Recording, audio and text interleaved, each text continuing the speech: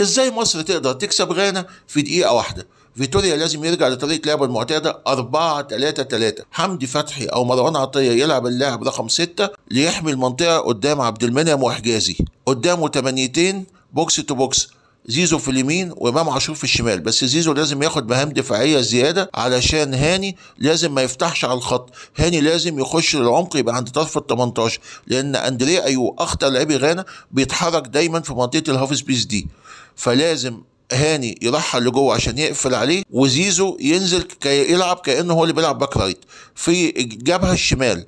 لو فيتوريا اختار تريزيجيه انه يلعب في الشمال او مرموش انه يلعب في الشمال فاتح على الخط، يبقى نلعب بباك ليفت تحتيه محمد حمدي.